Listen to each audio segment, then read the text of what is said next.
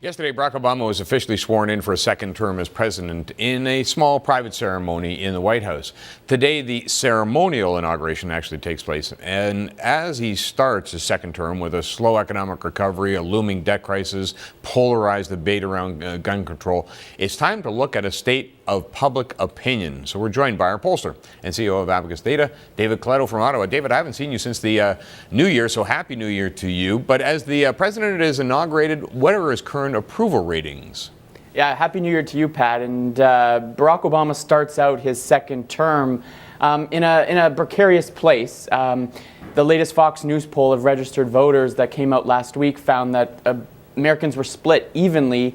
47% approve of the president's job approval currently, compared with 47% who disapprove. If you look at party identification, Democrats love him, Republicans not so keen, and the all-important independent group are still split when it comes to the president.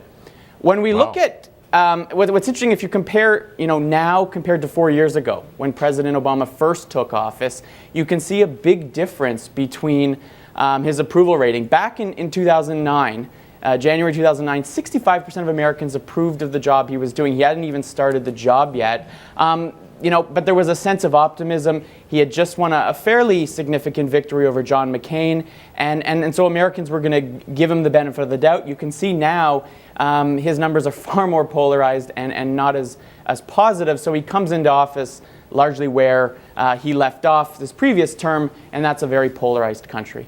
Wow, no question. But I mean, I don't think that would necessarily be a surprise in terms of the polling, because that was a bruising election campaign, and the American economy is still struggling to get back into any kind of a gear, never mind high gear. Yeah, that's true. Things aren't rosy when you look at any economic indicator or even how Americans feel about it. If we look at that question specifically in the poll and we compare January 2009 with today, actually Americans are somewhat more favorable to the current economic conditions. You can see very few still say that the U.S. economy is doing excellent or good, but that only fair number is 20 points higher than it was 4 years ago. So on the one hand, Americans aren't overly positive. On the other hand, only half, which is sad to say, only half think that the U.S. economy is poor. When we look at the direction of the country, are you satisfied or dissatisfied with where the country's going? Here we can see, again, 4 years hasn't really changed too much.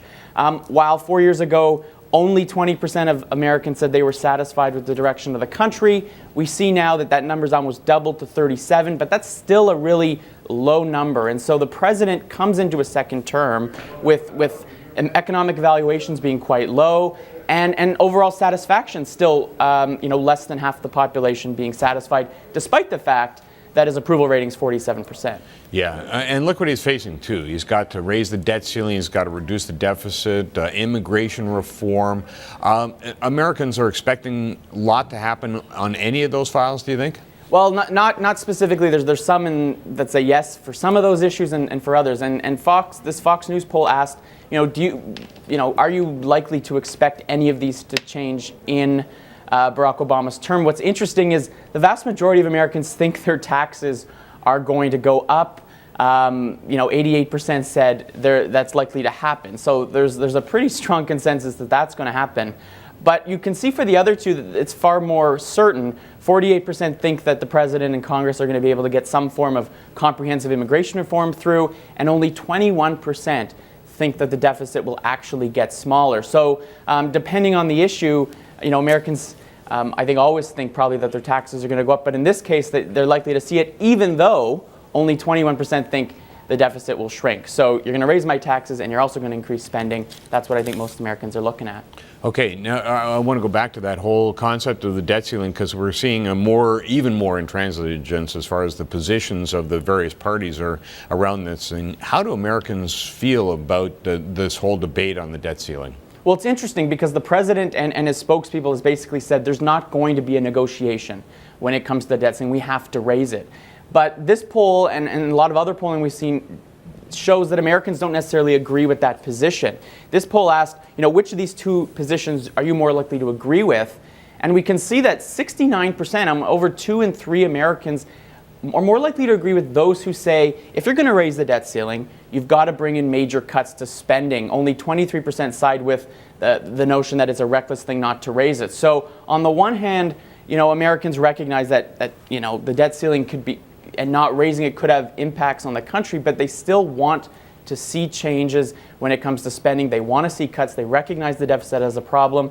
And so I think I don't think the debate's over. And I think that's why Republicans are kind of digging in their heels, because here's an area where they align with the majority of the population. Yeah, whereas in the raising the taxes part, the majority went that way. Very interesting discussion, David. Thank you. Thanks, Pat. Sun News Pollster CEO of Abacus Data, David Coletto, joining us live from Ottawa.